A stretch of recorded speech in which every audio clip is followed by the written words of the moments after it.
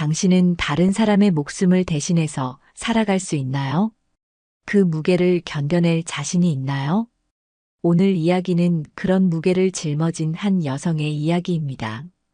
혼자 걷기엔 너무 위험하네요. 밤 10시 올림픽대로 강변 산책로. 남자 셋이 김서윤을 애워싸고 있었어요.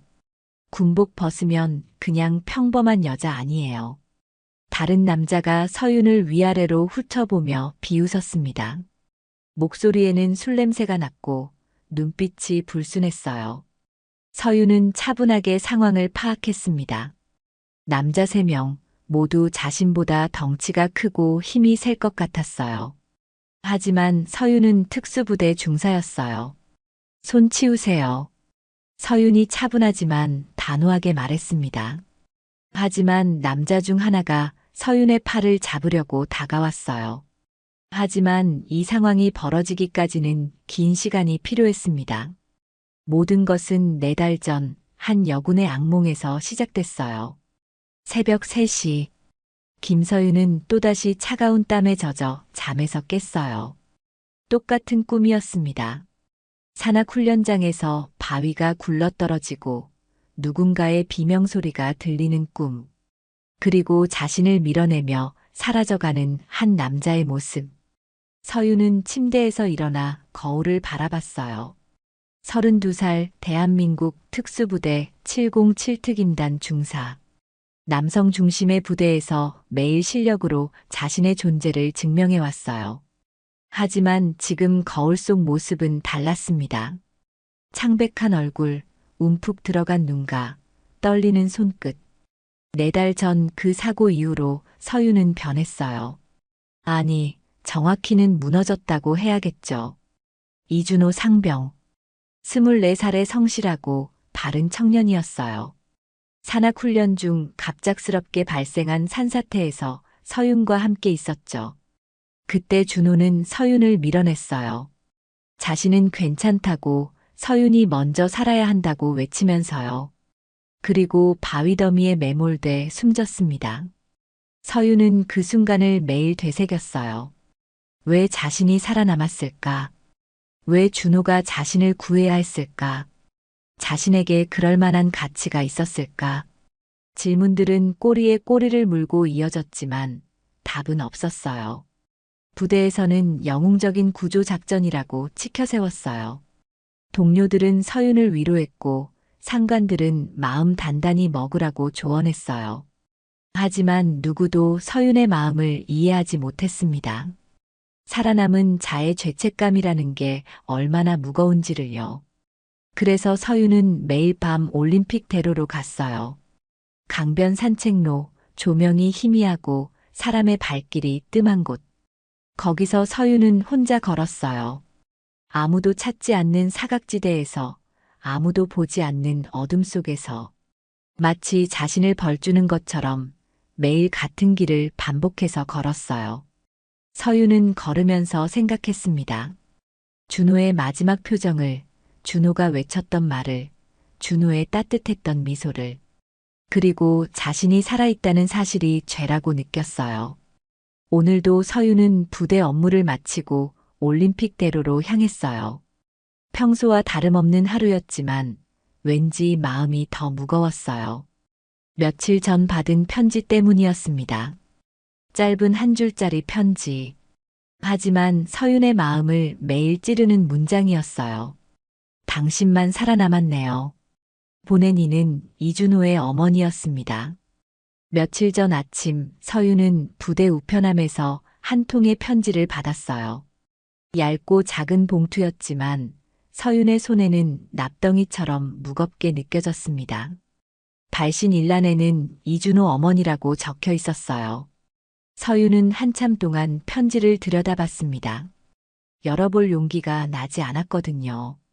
준호의 유가족이 자신에게 무슨 말을 하고 싶어 할까? 원망의 말일까?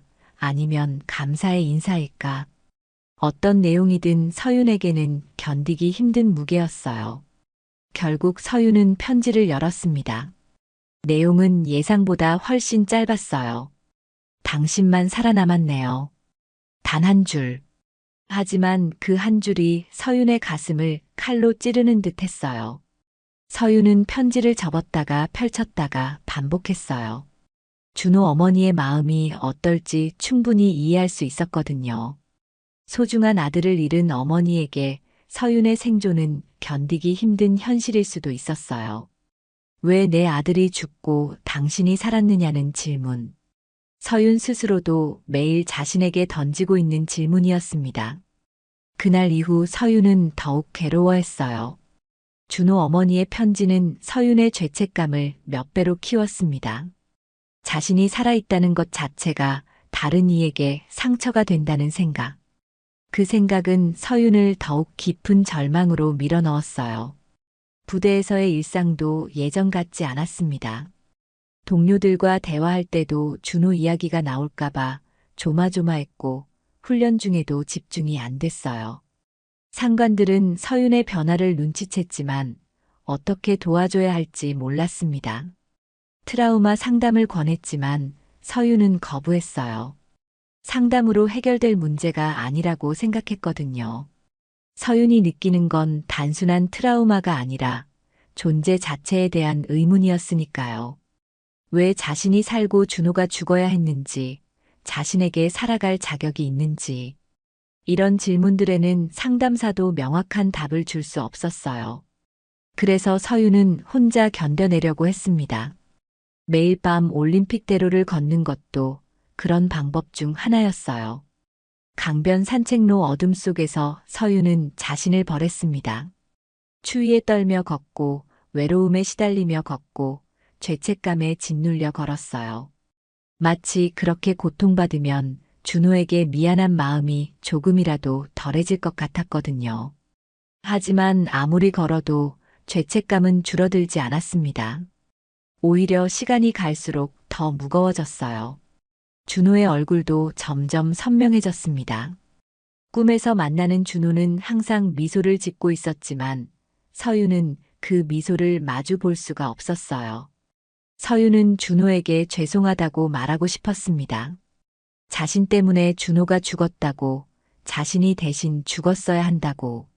하지만 준호는 이미 이 세상에 없었고 서윤의 사과를 들어줄 수도 없었어요. 그렇게 서윤은 홀로 죄책감의 무게를 견뎌내고 있었습니다. 아무도 이해해주지 않는 고통을, 아무도 나눠 가져주지 않는 슬픔을. 서윤은 점점 세상에서 혼자가 되어가고 있었어요. 오늘도 서윤은 밤 10시쯤 올림픽대로로 향했어요.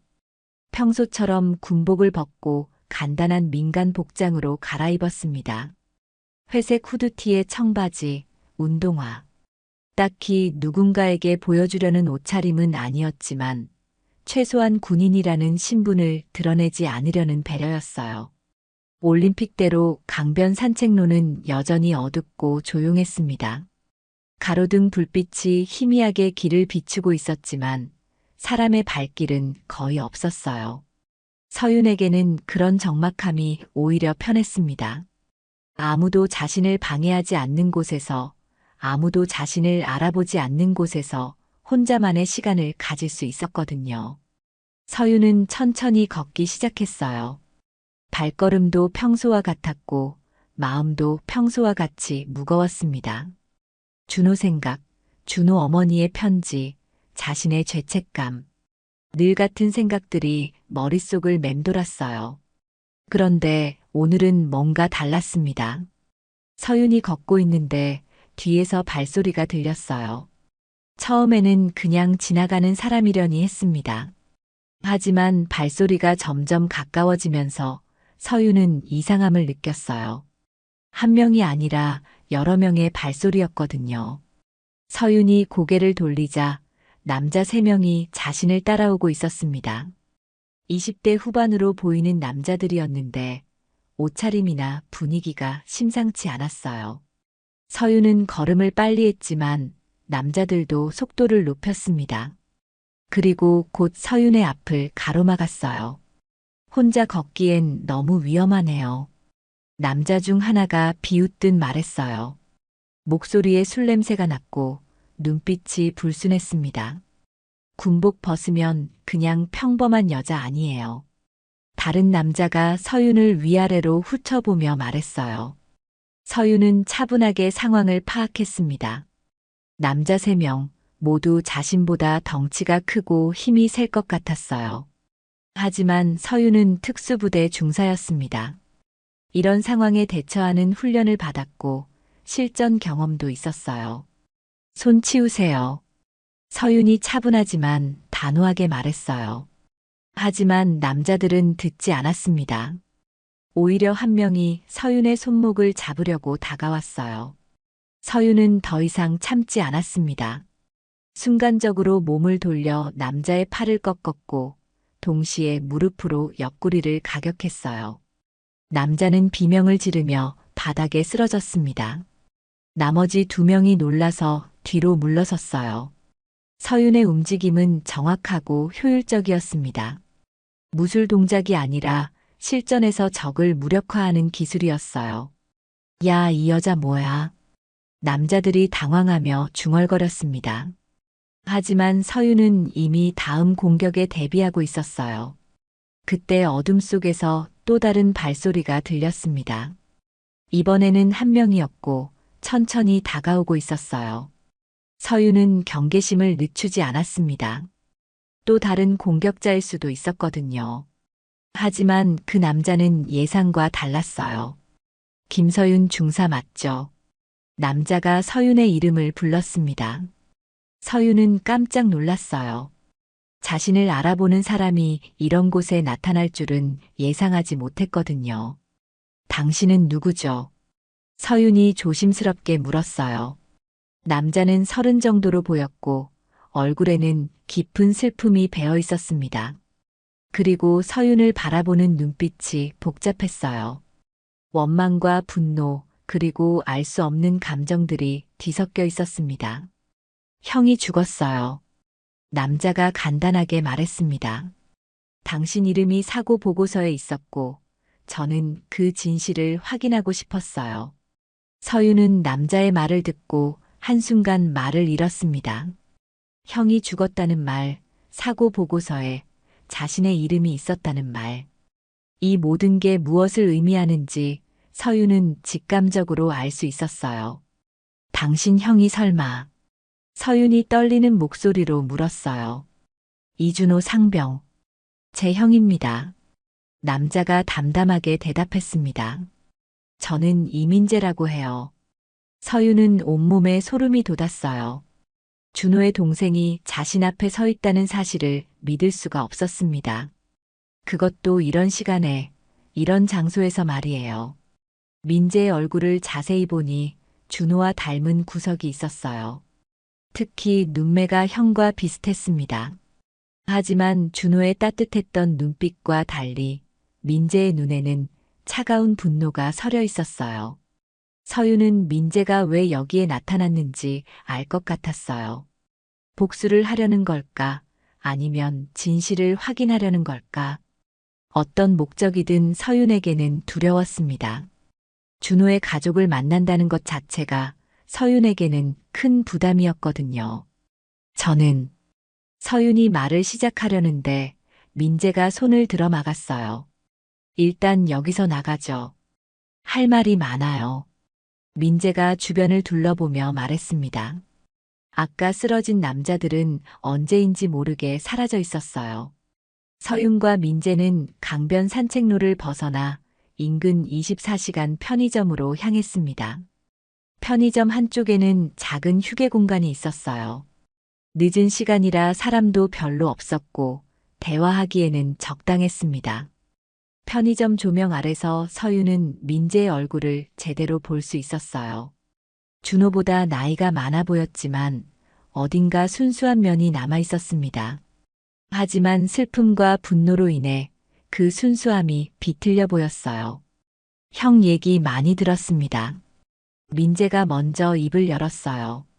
어릴 때부터 저를 돌봐주고 어머니를 챙기고 모든 걸 완벽하게 하는 사람이었어요. 군대에 가서도 그랬을 거예요. 남을 먼저 생각하고 자신은 뒤로 미루고. 서윤은 민재의 말에 고개를 끄덕였어요. 준호가 정말 그런 사람이었거든요. 훈련 중에도 항상 다른 사람들을 먼저 챙겼고 자신의 안전보다 팀 전체를 생각했어요. 형은 초등학교 때부터 저희 집 가장이었어요. 민재가 천천히 기억을 더듬었어요. 아버지가 일찍 돌아가셔서 형이 어머니와 저를 돌봐야 했거든요. 중학생이었는데도 새벽에 일어나서 신문 배달을 했어요. 제가 아프면 밤새 간병해주고 어머니가 힘들어하시면 집안일까지 도맡아 했죠.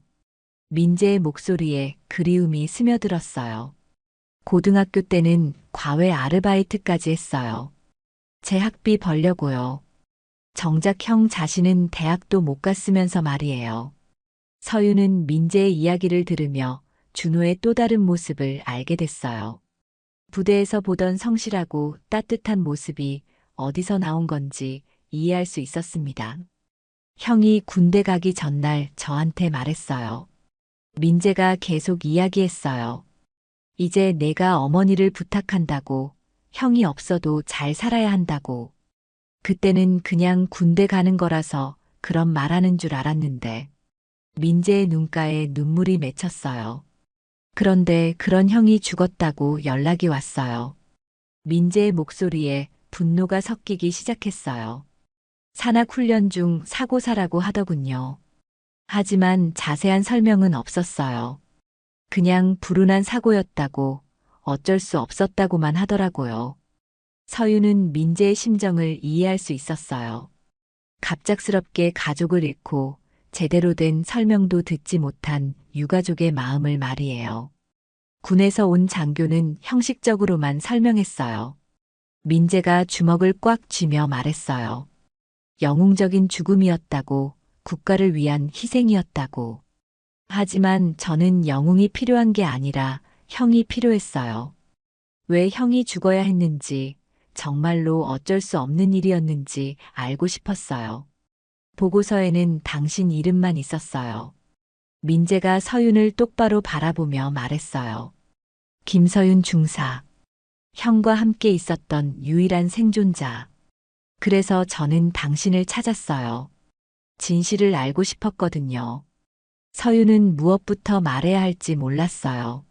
사고 당일의 상황을, 준호가 자신을 구하려다 죽었다는 사실을 어떻게 설명해야 할까요?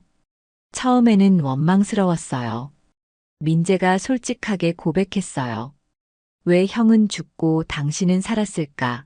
당신이 형을 제대로 지키지 못한 건 아닐까? 그런 생각들이 계속 머릿속을 맴돌았어요.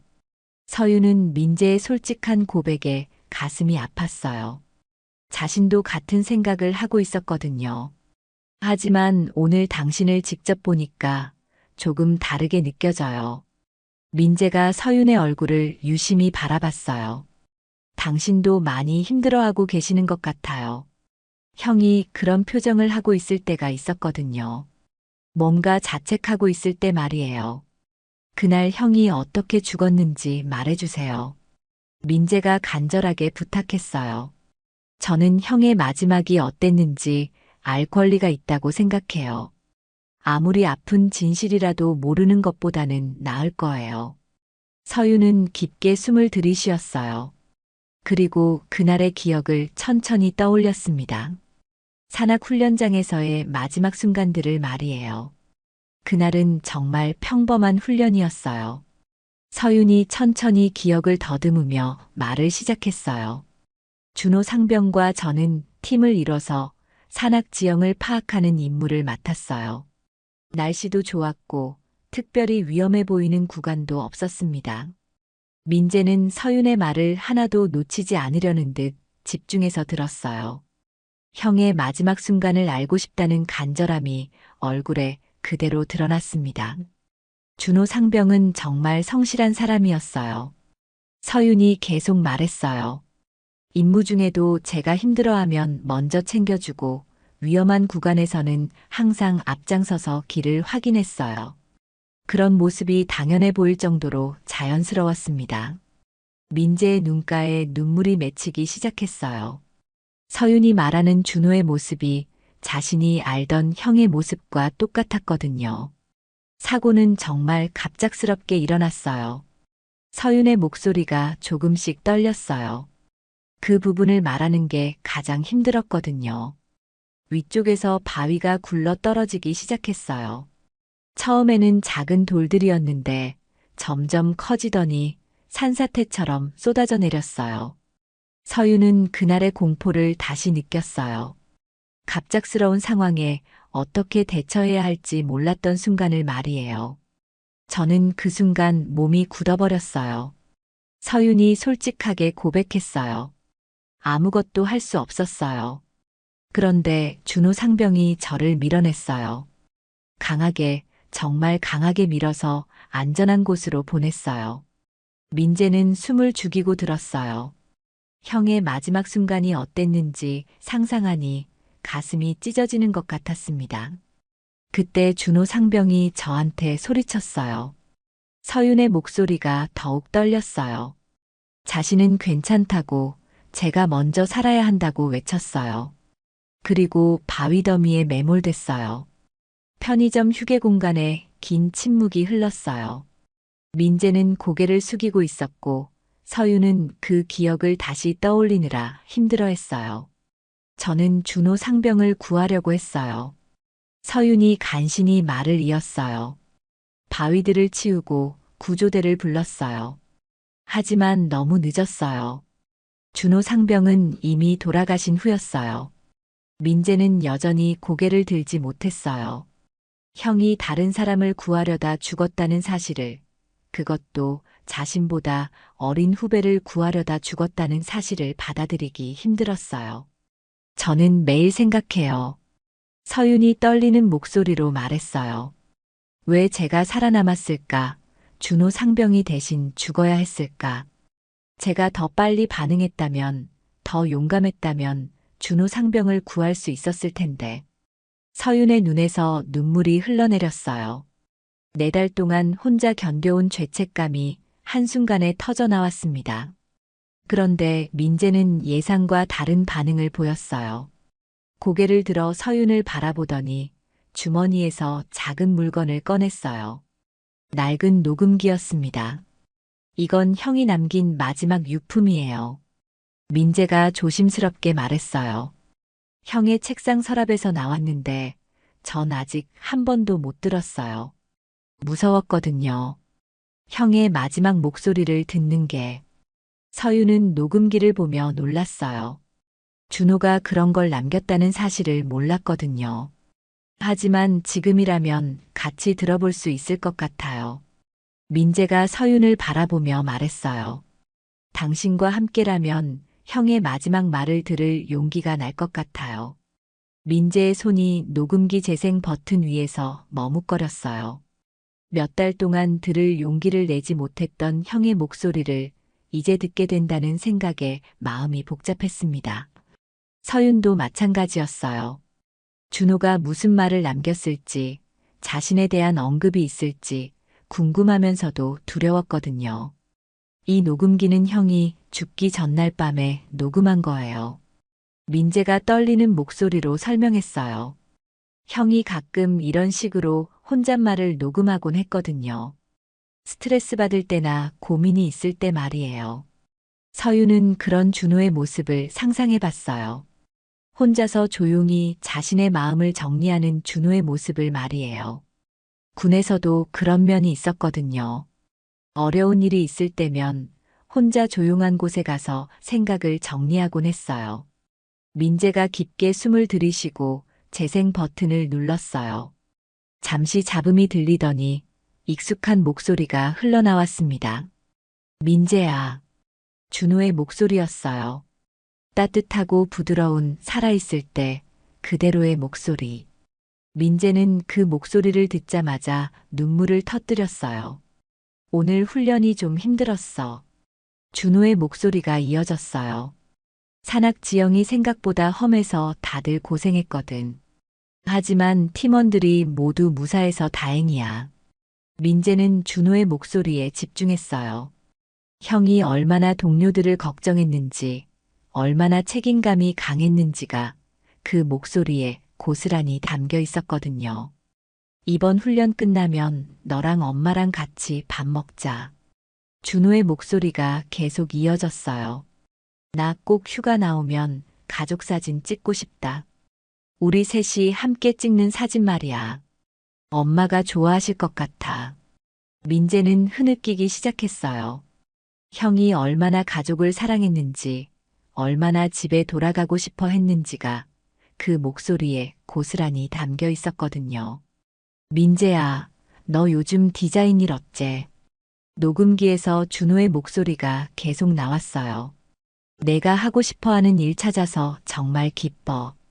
형은 내가 행복하게 사는 게 가장 중요해. 돈 많이 벌고 성공하는 것보다 내가 좋아하는 일하면서 웃고 사는 게 더 소중하다고 생각해. 민재는 형의 말을 들으며 더욱 울었어요. 형이 얼마나 자신을 아끼고 응원했는지 새삼 깨달았거든요. 그리고 엄마한테도 잘해드려. 준호의 목소리에 걱정이 묻어났어요. 요즘 엄마가 무릎이 아프시다고 하던데 병원 모시고 가야 할 것 같아. 나 휴가 나오면 함께 갈게. 혹시 내가 없을 때는 내가 대신 모시고 가죠. 서유는 준호의 말을 들으며 가슴이 뭉클했어요. 마지막 순간까지도 가족을 걱정하는 준호의 마음이 느껴졌거든요. 우리 조에 서윤이라는 중사가 있어. 준호의 말에 서윤은 깜짝 놀랐어요. 자신의 이름이 나올 줄은 예상하지 못했거든요. 진짜 좋은 사람이야. 준호의 목소리에는 진심이 담겨 있었어요. 항상 다른 사람 먼저 생각하고 힘든 일 있으면 앞장서서 해결하고 나보다 나이도 많고 계급도 높은데 나한테 정말 잘해줘. 서유는 준호의 말을 듣고 놀랐어요. 자신은 준호가 자신을 어떻게 생각하는지 전혀 몰랐거든요. 오히려 준호가 자신보다 더 성실하고 훌륭한 사람이라고 생각했었는데 말이에요. 어제도 제가 실수했을 때 조용히 도와주셨어. 준호의 목소리가 계속 이어졌어요. 남들은 모르게 제 뒤에서 정리해 주시고 저한테는 괜찮다고 웃어주시고 그런 분이 우리 조에 있어서 정말 든든해. 민재는 형이 서윤을 그렇게 높게 평가하고 있었다는 사실에 놀랐어요. 그동안 자신이 서윤을 원망했던 게 얼마나 잘못된 일이었는지 깨닫기 시작했어요. 혹시 나한테 무슨 일 생기면 준호의 목소리가 조금 진지해졌어요. 그 사람부터 살려줘. 서윤이는 내가 지켜야 할 사람이야. 나보다 훨씬 가치 있는 사람이고 앞으로 더 많은 사람들을 도울 수 있는 사람이야. 민재는 그 말을 듣고 완전히 무너졌어요. 형이 죽기 전에 자신에게 당부한 것이 바로 서윤을 지키라는 것이었다니. 그런데 자신은 지금까지 서윤을 원망하고 있었던 거예요. 아, 그리고 민재야. 준호의 목소리가 다시 부드러워졌어요. 내가 어릴 때 자전거 타다가 넘어져서 울던 거 기억나. 그때 내가 약국에서 반창고 사다가 발라주면서 뭐라고 했는지 기억해. 민재는 그 기억을 떠올렸어요. 어릴 때 형이 해준 말을 말이에요. 아파도 금방 나을 거라고, 형이 항상 곁에 있을 거라고 했던 말을요. 지금도 마찬가지야. 준호의 목소리가 따뜻했어요. 비록 내가 곁에 없어도 너는 혼자가 아니야. 엄마도 있고 좋은 사람들도 많이 만날 거야. 그러니까 너무 혼자서 모든 걸 감당하려고 하지 마. 민재야, 너는 정말 소중한 사람이야. 준호의 목소리에 애정이 가득했어요. 나보다 더 착하고, 더 따뜻하고, 더 많은 가능성을 가진 사람이야. 만약 내가 없어지더라도 너는 꿋꿋하게 살아가야 해. 그리고 엄마 잘 돌봐드려. 내가 못다한 효도 내가 대신해줘. 녹음이 끝났어요. 편의점 휴게 공간에는 준호의 목소리 여운만이 남아있었어요. 민재는 한참 동안 울었습니다. 형의 마지막 말을 듣고 나니 자신이 얼마나 잘못 생각하고 있었는지 깨달았거든요. 형이 그렇게 아끼던 사람을 자신이 원망하고 있었다니, 형이 마지막에 지키라고 당부한 사람을 자신이 괴롭히려 했다니. 저는 정말 바보였어요. 민재가 떨린 목소리로 말했어요. 형이 그런 마음이었다면, 형이 당신을 그렇게 생각했다면, 전 지금까지 뭘 한 거죠? 서윤도 눈물을 흘리고 있었어요. 준호가 자신을 그렇게 생각하고 있었다는 사실에, 그리고 마지막 순간까지 자신을 걱정했다는 사실에 마음이 찢어지는 것 같았어요. 준호 상병은 정말 훌륭한 사람이었어요. 서윤이 떨리는 목소리로 말했어요. 저보다 나이도 어리고 계급도 낮았지만 저보다 훨씬 성숙하고 따뜻한 사람이었어요. 항상 남을 먼저 생각하고 어려운 상황에서도 웃음을 잃지 않는 사람이었습니다. 그런 분을 제가 구하지 못했다는 게 정말 죄송해요. 민재는 고개를 들어 서윤을 바라봤어요. 이제는 원망이 아니라 미안함이 가득한 눈빛이었어요. 제가 죄송해요. 형의 마음도 모르고 당신을 원망했어요.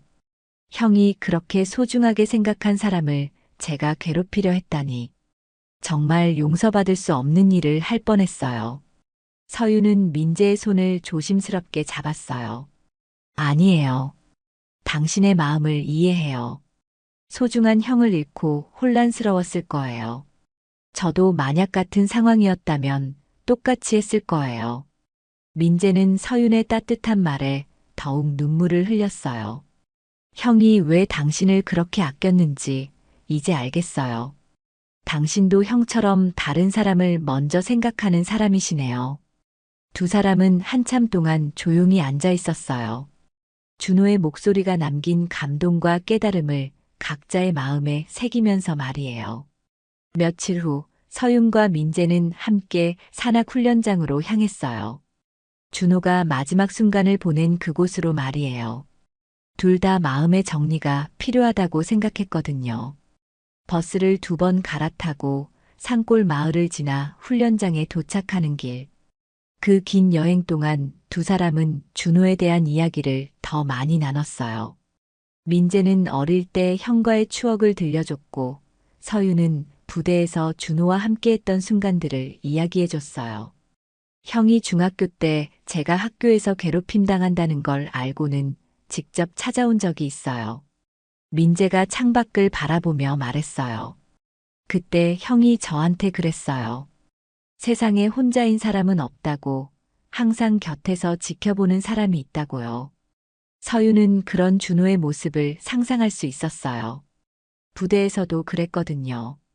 새로 온 후배가 적응 못하면 밤늦게까지 함께 있어주고 누군가 실수하면 대신 책임지려고 나서고요. 훈련장까지 가는 길에는 대화가 별로 없었어요. 각자 복잡한 마음을 정리하느라 바빴거든요. 서윤은 준호의 녹음 내용을 계속 생각했어요. 자신을 그렇게 생각하고 있었다니, 자신을 지키라고 당부했다니. 그 사실을 알고 나니 죄책감이 조금 다르게 느껴졌어요. 여전히 무겁긴 했지만 이전과는 다른 종류의 무게였습니다.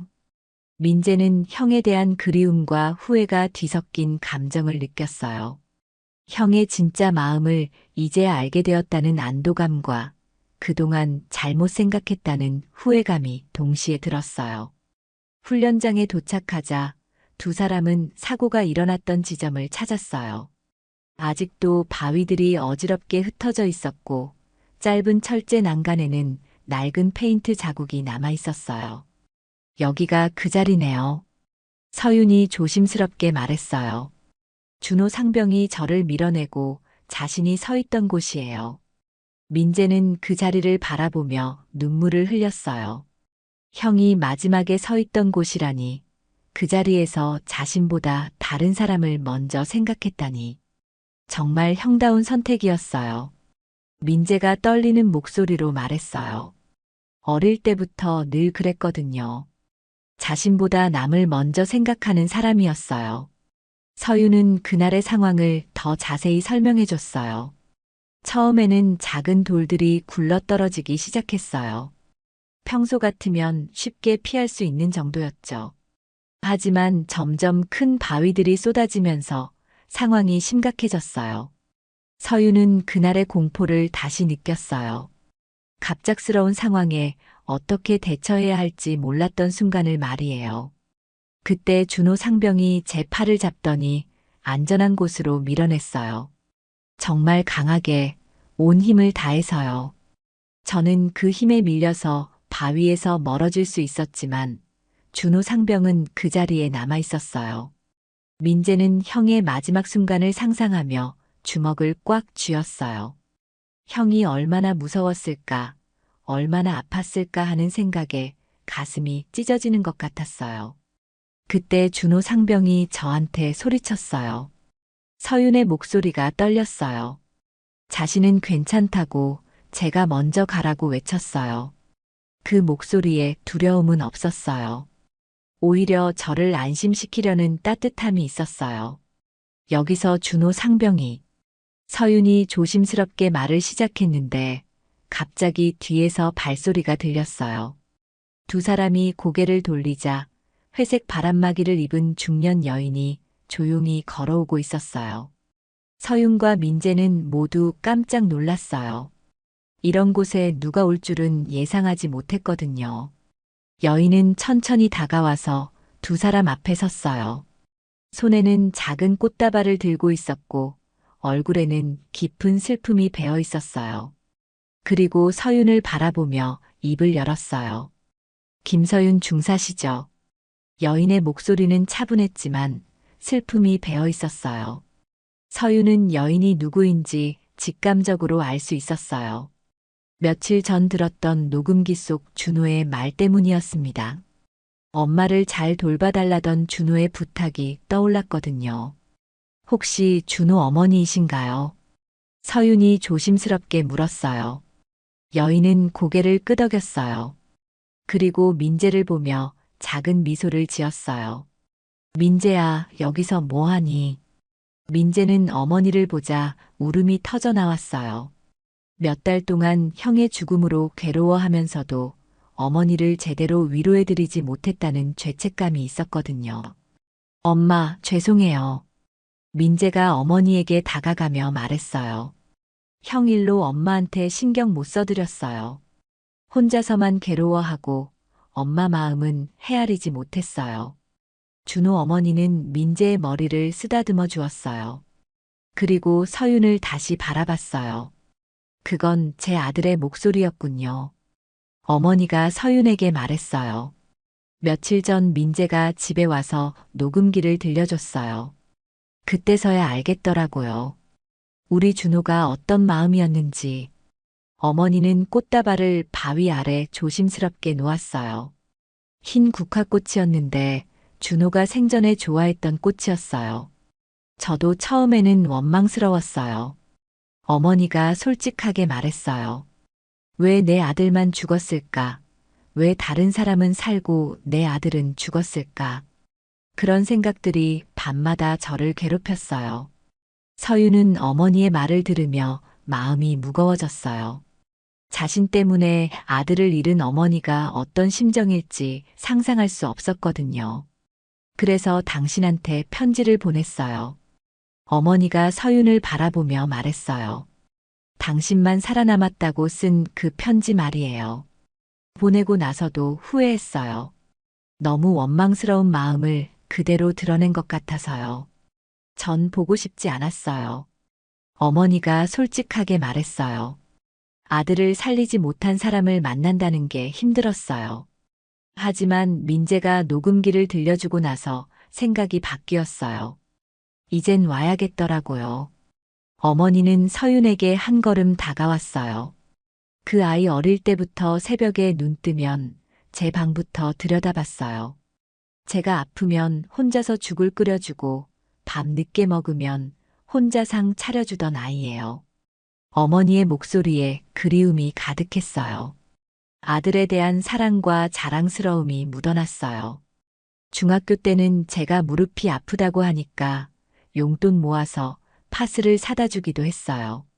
어머니가 미소를 지으며 계속 말했어요. 고등학교 때는 어버이날에 카네이션 대신 제가 좋아하는 들꽃을 꺾어다 주었어요. 그런 아이가 군대에서도 그렇게 살았겠죠. 남을 먼저 생각하고 자기 일은 뒤로 미루고 어머니는 준호가 죽은 바위를 바라봤어요. 그런 아이가 당신을 지켰다는 게 이제서야 조금은 이해돼요. 어머니가 서윤에게 손을 내밀었어요. 살아줘서 고맙습니다. 그 한마디에 서윤은 완전히 무너졌어요. 자신을 원망할 줄 알았던 어머니가 오히려 고맙다고 말하다니. 준호의 어머니가 베푸는 용서는 서윤이 상상했던 것보다 훨씬 크고 따뜻했어요. 어머니, 정말 죄송합니다. 서윤이 어머니의 손을 잡으며 말했어요. 제가 준호 상병을 구하지 못해서 제가 대신 살아남아서 정말 죄송해요. 평생 죄책감 속에서 살아왔어요. 어머니는 서윤의 손을 꼭 쥐었어요. 그리고 준호가 사망했던 바위 아래를 바라봤어요. 우리 준호는 후회하지 않았을 거예요. 어머니가 확신에 찬 목소리로 말했어요. 그 아이는 항상 옳다고 생각하는 일을 했거든요. 남이 힘들어하면 도와주고 어려운 상황에서는 먼저 나서고 당신을 구한 것도 그 아이에게는 당연한 선택이었을 거예요. 민재는 어머니와 서윤이 손을 잡고 있는 모습을 보며 마음이 따뜻해졌어요. 형이 원했던 게 바로 이런 모습이 아닐까 싶었거든요. 서로를 이해하고 용서하는 모습 말이에요. 저희가 준호를 대신해서 잘 살아갈게요. 서윤이 어머니에게 약속했어요. 준호 상병이 보여준 따뜻함을 저도 다른 사람들에게 전해드릴게요. 그것이 준호 상병에 대한 가장 좋은 기억 방법일 것 같아요. 어머니는 고개를 끄덕이며 미소를 지었어요. 그리고 세 사람은 함께 준호를 위해 묵념했어요. 차가운 바람이 불어왔지만 세 사람의 마음은 따뜻했어요. 준호의 사랑이 이들을 하나로 묶어주었거든요. 준호 어머니와의 만남이 끝난 후 서윤은 많은 변화를 느꼈어요. 여전히 준호에 대한 그리움과 미안함은 있었지만 이제는 그 감정들이 자신을 짓누르지 않았어요. 대신 준호의 희생을 헛되이 하지 않겠다는 다짐이 생겼어요.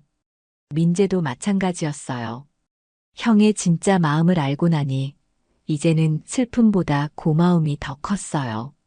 그리고 형이 그렇게 아꼈던 서윤을 자신도 소중하게 생각하게 됐어요. 산악훈련장에서 돌아온 후 서윤은 처음으로 편안한 잠을 잤어요. 4달 동안 매일 밤 꾸던 악몽이 사라졌어요. 대신 준호가 미소 짓는 꿈을 꿨어요. 고맙다고 말하는 준호의 목소리도 들렸어요. 잘했다고, 이제 편하게 살라고 하는 따뜻한 목소리를 말이에요. 며칠 후 서윤은 다시 올림픽대로로 갔어요. 하지만 이번에는 혼자가 아니었어요. 민재가 함께였거든요. 예전처럼 죄책감에 시달리며 걷는 게 아니라 준호를 기억하며 걷는 것이었어요. 두 사람은 천천히 강변을 걸으며 준호에 대한 이야기를 나눴어요. 민재는 어릴 때 형과의 추억을 들려줬고 서윤은 부대에서 준호와 함께했던 순간들을 이야기해줬어요. 형이 고등학교 졸업식 때 저한테 편지를 써준 적이 있어요. 민재가 강물을 바라보며 말했어요. 세상에 나가서 힘든 일이 있어도 포기하지 말라고 형이 항상 민재를 응원하고 있다고 썼어요.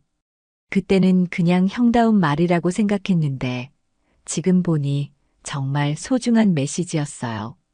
서윤도 고개를 끄덕였어요. 준호 상병은 정말 특별한 사람이었어요. 부대에서도 힘든 훈련이 있을 때마다 동료들을 격려해줬어요. 저도 많이 힘이 됐거든요. 만약 제가 준호 상병처럼 살 수 있다면 좋겠어요. 남을 먼저 생각하고 어려운 상황에서도 옳은 일을 선택하는 사람이 되고 싶어요. 민재는 서윤의 말에 웃음을 지었어요. 형이 당신을 그렇게 좋아했던 이유를 알겠어요. 당신도 형처럼 좋은 사람이니까요. 두 사람은 준호가 사망했던 지점에서 가져온 작은 돌멩이를 강물에 던졌어요. 준호에 대한 마지막 인사였어요. 이제 준호는 정말로 떠나보내는 거예요. 서윤이 강물을 바라보며 말했어요. 하지만 잊는 게 아니라 다르게 기억하는 거예요. 죄책감이 아니라 고마움으로, 슬픔이 아니라 사랑으로. 민재도 고개를 끄덕였어요. 형도 그걸 원했을 거예요. 우리가 계속 아파하는 것보다 행복하게 살아가는 걸 바랐을 거예요. 그날 이후 서윤의 일상은 완전히 바뀌었어요. 부대에서 더욱 열심히 일했고 후배들을 준호처럼 따뜻하게 챙겼어요. 새로운 신병이 적응 못할 때는 밤늦게까지 함께 이야기해주고 훈련에서 실수한 동료가 있으면 격려해줬어요. 동료들은 서윤의 변화를 느꼈어요. 예전보다 더 따뜻해졌고 더 적극적으로 다른 사람을 도와주게 됐거든요. 서윤 중사님, 요즘 많이 밝아지셨네요. 후배 중 하나가 서윤에게 말했어요. 예전에는 혼자 있는 시간이 많으셨는데 지금은 저희랑 더 많이 시간을 보내주세요. 서윤은 미소를 지으며 대답했어요. 소중한 사람을 잃고 나서 깨달은 게 있어요. 우리가 함께 있는 시간이 얼마나 귀한지 말이에요. 그래서 이제는 더 많이 함께하고 싶어졌어요. 민재는 그래픽 디자이너로서 새로운 작품 활동을 시작했어요. 형의 기억을 담은 전시회를 계획하기도 했어요. 군인들의 일상을 담은 디자인들, 가족을 그리워하는 모습들, 동료를 챙기는 따뜻한 순간들. 그런 작품들을 통해 준호의 정신을 전하고 싶었어요. 형이 보여준 따뜻함을 많은 사람들이 느꼈으면 좋겠어요. 민재가 서윤에게 말했어요. 전시회 제목도 정했어요. 누군가를 지킨다는 것이라고요. 형이 당신을 지켰듯이 우리도 누군가를 지킬 수 있다는 메시지를 담고 싶어요. 두 사람은 가끔 만나서 준호 이야기를 나눴어요. 그리고 준호 어머니를 함께 찾아뵙기도 했어요. 준호 어머니는 서윤과 민재가 함께 오는 모습을 보며 기뻐하셨어요. 아들이 남긴 가장 소중한 선물이라고 말씀하시면서요. 준호가 두 사람을 이어준 거라고, 그래서 준호가 죽은 게 완전히 헛된 일은 아니라고 말씀하셨어요. 어느 날 서윤은 준호의 무덤을 찾았어요. 혼자였지만 이제는 무겁지 않았어요. 대신 마음이 따뜻했어요. 준호 상병, 안녕하세요. 서윤이 무덤 앞에서 인사했어요. 저는 이제 괜찮아요. 당신이 저를 구해준 걸 후회하지 않아요. 대신 당신의 마음을 헛되이 하지 않겠다고 약속해요. 당신처럼 따뜻한 사람이 되도록 노력할게요. 바람이 살랑 불어왔어요. 마치 준호가 대답하는 것 같았어요.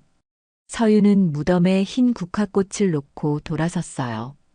이제는 정말로 새로운 시작이었어요. 며칠 후 서윤은 부대에서 새로운 임무를 맡게 됐어요.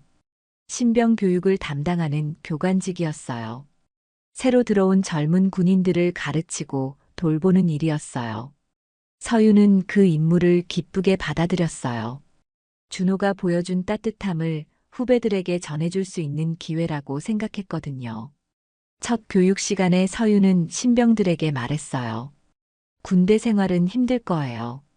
하지만 여러분이 혼자가 아니라는 걸 기억하세요. 어려운 일이 있으면 언제든 저에게 말하세요. 함께 해결해 나갈 수 있을 거예요. 신병들은 서윤의 따뜻한 말에 안도감을 느꼈어요. 예상했던 것보다 훨씬 다정한 교관이었거든요. 서윤은 준호가 자신에게 보여줬던 그 따뜻함을 후배들에게 그대로 전해줬어요. 그리고 매번 생각했어요. 지금 제가 하고 있는 일이 준호 상병이 원했던 일일 거라고 말이에요. 민재도 점점 밝아졌어요.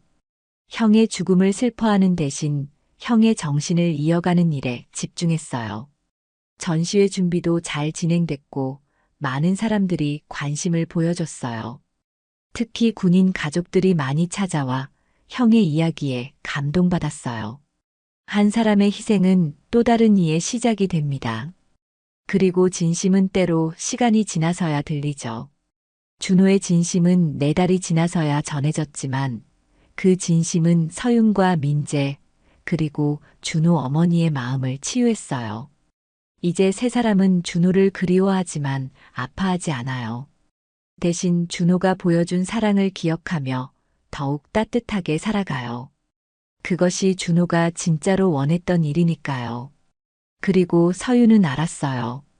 자신이 살아남은 이유를, 준호가 자신을 구한 이유를 말이에요. 살아갈 가치가 있는 사람이었기 때문이 아니라 살아가면서 가치를 만들어갈 수 있는 사람이었기 때문이었어요. 준호의 사랑을 받은 만큼 이제는 서윤이 그 사랑을 다른 이들에게 전해줄 차례였어요. 그리고 민재도 형의 따뜻함을 세상에 전하는 사람이 됐어요. 준호는 죽었지만 준호의 사랑은 계속 살아있어요. 서윤과 민재, 그리고 준호 어머니를 통해서 말이에요. 그리고 앞으로 이들이 만나게 될 많은 사람들을 통해서도 준호의 사랑은 계속 전해질 거예요. 그것이 진정한 영원함이고 진정한 승리입니다. 사랑하는 사람의 죽음이 끝이 아니라 새로운 시작이 될 수 있다는 것. 그 사람이 보여준 사랑이 다른 이들을 통해 계속 이어질 수 있다는 것. 그것이 준호가 서윤과 민재에게 남겨준 가장 소중한 선물이었어요. 오늘도 서윤은 신병들을 가르치며 생각해요. 이 따뜻함이 계속 이어져서 언젠가는 세상이 조금 더 따뜻해졌으면 좋겠다고요. 그리고 민재는 작품을 만들며 생각해요. 형의 정신이 많은 사람들에게 전해져서 모두가 서로를 조금 더 아끼며 살았으면 좋겠다고요. 그것이 바로 준호가 원했던 세상이니까요. 서로를 지키고 서로를 아끼며 함께 살아가는 세상. 그런 세상을 만들어가는 것이 살아남은 사람들의 몫이에요. 그리고 그것이 바로 사랑하는 사람을 가장 아름답게 기억하는 방법입니다.